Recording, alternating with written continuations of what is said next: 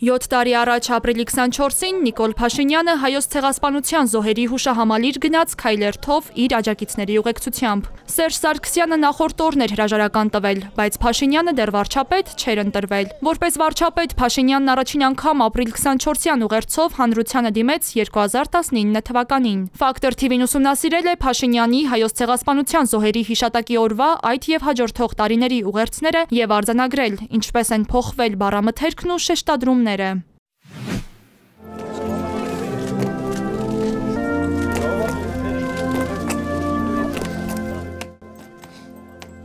2019 թվականի իր ուղերձում Փաշինյանը խոսում էր արդարության վերականգնման պայքարի, հայ ժողովրդի հայրենիքում ապրելու իրավունքից զրկված լինելու, ինչպես նաև հայոց ցեղասպանության միջազգային ճանաչման գործընթացում հետևողական լինելու անհրաժեշտության մասին։ Ցեղասպանության ենթարկված ժողովուրդը ոչ միայն բնաջնջվել է ֆիզիկապես, այլ նաև զրկվել է իր հայրենիքում ապրելու իրավունքից։ Միթե սա հանցագործություն չէր մարդկության դեմ, նրանց հիշատակը վառ պահելով, պայքարելով արդարության վերականգնման համար մենք ձեռք կբերենք անմահություն, ուստի մենք հետևողական ենք լինելու հայոց ցեղասպանության միջազգային ճանաչման գործում։ 2020-ի ապրիլի 24-ին Փաշինյանն առաջին եւ վերջին անգամ տեսաուղերձով դիմեց ոչ միայն Հայաստանի, այլև Արցախի եւ Սփյուռքի հայությանը։ Իր խոսքում նա անդրադարձավ ինչպես Օսմանյան Թուրքիայում հայատյաց քաղաքականությանը, այնպես էլ Թուրքիայի ներկայիս դիրքորոշմանը, ընդգծելով, որ նախորդ դարասկզբին մեզ նետված մարտահրավերներն այսօր էլ գոյություն ունեն։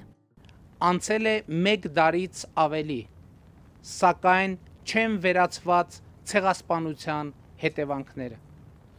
Առ այսօր Թուրքիան կատարվածի համար որևէ զղջում չի հայտնել, ներողություն չի հայցել։ Դա է պատճառը, որ մենք այսօր հայտարարում ենք, հիշում ենք եւ պահանջում։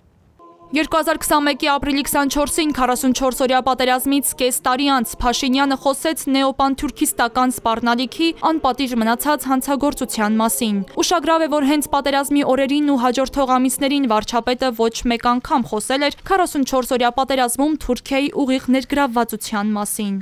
Ովքեր էին այդ սարսափելի հանցագործությունների մեղավորները, ովքեր էին դրա պատասխանատուները, պատասխանը միանշանակ է Օսմանյան կայսրության երիտթուրքական կառավարությունը թուրքիզմի եւ պանթյուրքիզմի գաղափարախոսությամբ, Ղարաբաղյան երկրորդ պատերազմը, Արցախում հայ ժողովրդի բնաջնջմանն ուղղված ադրբեջանա-թուրքական ագրեսիան, Թուրքիայի ծավալապաշտական արտաքին քաղաքականությունը, Հայաստանի հանդեպ տարածքային նկրտումները ցեղասպան գաղափարախոսության վերածննդի վկայությունն են։ Հայատյացությունը պանթյուրքիզմի էության մեջ է։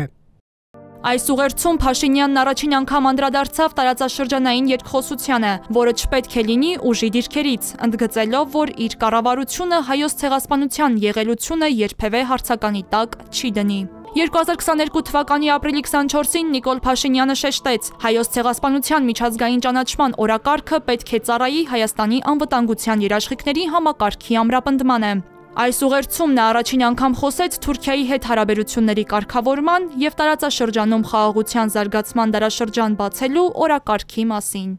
Նաև սա է պատճառը, որ Հայաստանի եւ Թուրքիայի միջև հարաբերությունների կարգավորմանը միտված բանակցություններ ենք վարում, հույս ունենք թուրքական կողմի ձգտումներն անկեղծ են եւ մենք կկարողանանք այս ուղղությամբ շարժվել առաջ։ 2023-ի ապրիլի 24-ի ուղերձում Փաշինյանը վստահեցնում էր իր կառավարությունը տարածաշրջանային հարաբերությունները կարգավորելու կամք եւ կարողություն ունի։ Ինչու մեծ եղեռնը տեղի ունեցավ եւ ինչ է պետք անել դրա կրկնությունը բացառելու համար, ինչ վերաբերվում է նման ոճերի կրկնությունը բացառելու մեթոդաբանությանը, դա մեծապես կախված է պետություն եւ տարածաշրջան հասկացությունների մեր ընկալումներից։ Անցած տարվա ապրիլ 24-յան ուղերձում Փաշինյանն արդեն ոչ խոսում էր պանթյուրքիզմի գաղափարախոսության, ոչ Թուրքիայի ծավալապաշտական նկրտումների եւ ոչ էլ հանցագործության մեղավորներ ու պատասխանատուներ էր մատնանշում։ Հայոց ցեղասպանության միջազգային ճանաչման կարևորությունն այս ուղերձում փոխարինվեց մեծ եղեռնի ներքին հայեցմամբ։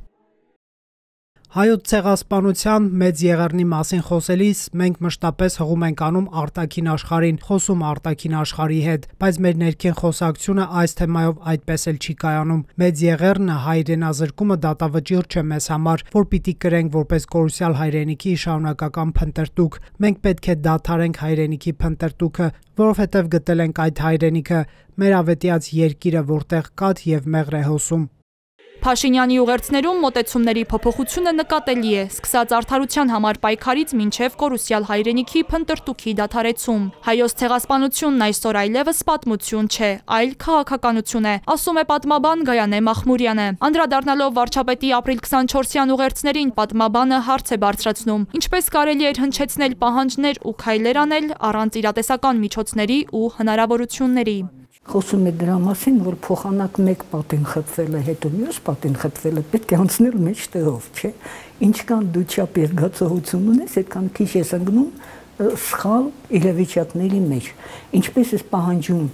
հայրենիքը, եթե դրա միջոցներ չունես, եւ ինչու ես թեթևացնում քո վիճակը, եթե ասում ես, որ ամիջից հրաժարվում ես։ Նման դեպքերում ասում են լռությունը ոսկի է։ Քաղաքականության մեջ այն ինչ չես կարող, պարզապես լռի։ Խոսելով հայոց ցեղասպանության միջազգային ճանաչման կարևորության մասին, պատմաբանը մատնանշում է պատմության եւ քաղաքականության հակադրությունը, երբ կան հարցեր, որոնք մեզ առնչվում են, բայց մեզանից կախում չունեն։ Երբ որ Ամերիկան կամ Ռուսաստանը կամ Արգենտինան ճանաչում են, մենք այդ տեղյակ էլ չենք, որ նրանք ինչ որը պետք է ինչ որ որոշում կայացնեն, որտեղ նրանք կայացնում են ելնելով իրենց նկատառումներից։ Մենք առայժմ ոչ ուժ ունենք, ոչ էլ հմտություն մեր գալիքը, մեր շահը առաջ տանել եւ ինչ որտեղ թելադրել այլ պետությունը։ Հայրենիքում ապրելու իրավունքից զրկվելու, արդարության համար պայքարի, մարդկության դեմ իրականացված հանցագործության ու հայոց ցեղասպանության միջազգային ճանաչման կարևորության մասին 2025-ի ուղերձում խոսք չկա։ Այսօր արդեն վարչապետը կարևոր է համարում սահմանազատված եւ սահմանագծված Հայաստանի Հանրապետություն ունենալը։ Պետություն եւ պետական շահեր Հայաստանի Հանրապետություն միջազգայինորեն ճանաչված տարածքով հարևանների հետ կարգավորված հարաբերություններով, բաց սահմաններով, խաղաղություն, աշխատանք, բարեկեցություն, ազատ եւ պաշտպանված քաղաքացի, ահա թե ինչը, ովքեր եւ ինչպես պիտի վառ պահեն Մեծ Եղեռնի զոհերի հիշատակը, ահա թե ինչպես պետք է վերապրենք Մեծ Եղեռնի ողբերգությունը։ Ցեղասպանության 110-րդ տարելիցի կապակցությամբ պետական որևէ միջոցառում նախատեսված չէ։